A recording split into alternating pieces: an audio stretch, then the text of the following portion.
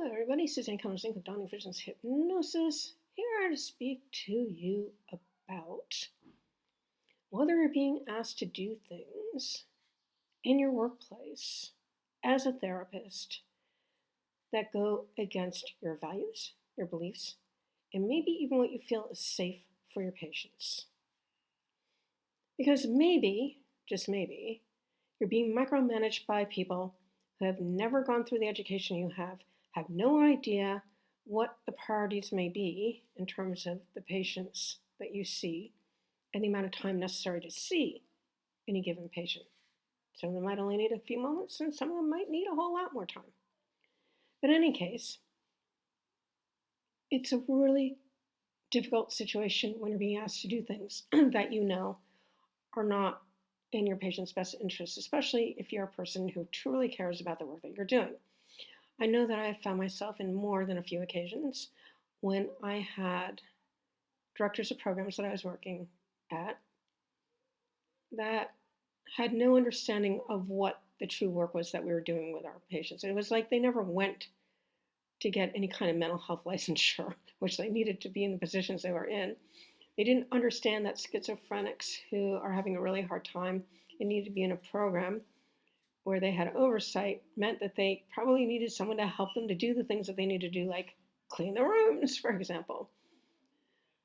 I was actually yelled at by one of my directors for helping one of our patients do just that. I also know when I was working in elder care, when I was living in Connecticut a few years ago, that it seemed that the people who ran that agency only cared about taking the money. I was floored, absolutely floored, when after I asked not once, not twice, but 3 times what was actually going on with this patient who I was going to be living with in her home. She was a stroke victim. She wanted to go home. She had a beautiful home.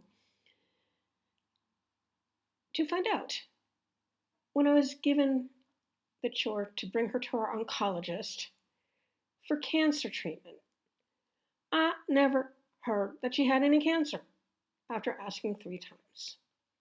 It got even better when I found out from her oncologist that her medical doctor had quit, who we had just seen the week before, and he never said a word about it. So I had to find her another doctor.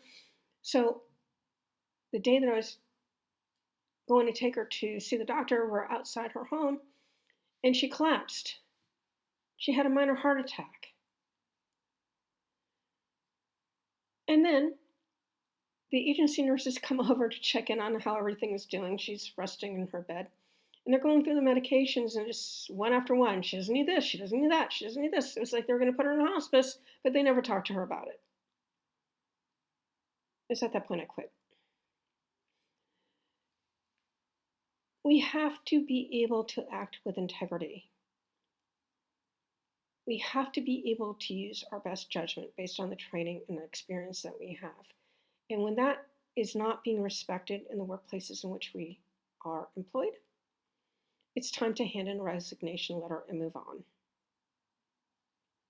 For me, it was about going into private practice doing hypnotism. Why? Because I was no longer interested in being put in situations that were untenable, where my patients' and clients' rights weren't being respected, where there was just no understanding about what needed to happen. And it's not easy owning your own practice. It's not. But it's a lot easier than going to a job that you hate with people that you don't respect, who are your bosses, micromanaging you and telling you that they expect you to do things that are not in the best interest of the patient or client. One of the things that I offer and I enjoy doing a whole lot is training mental health professionals how to integrate hypnotism and neurolinguistic programming into their practices. I do this in a 2-day VIP training. You can do it in 2 days, Saturday, Sunday. And then I have a 12-month mentorship so that as you're working with your patients and you have questions about what's going on with them and how best to address the situation, what techniques you should use, in what order, and you might need me to run through, again, exactly how to do some of them. because you may not remember it all, even though you will have a manual. But in any case, asking questions is always a good thing. You can always message me and ask me to do a video call consult, and I will tell you exactly what you need to do in this situation. And you have that for 12 months. Now, I know that will work for you because you all had to go through clinical in order to get your licenses to practice mental health. Because that's the way we learn how to do things, right? That's why they call it practice. We have to practice to learn how to do it. So if you're interested in that 2-day VIP program, which is a lot of fun to do, by the way, and truly fascinating, I will leave my information in the description box below. And you can investigate it further on a video call with me. Well, that's all I have for you guys. Thank you, as always, for spending your time with me. Until next time. Bye-bye, all.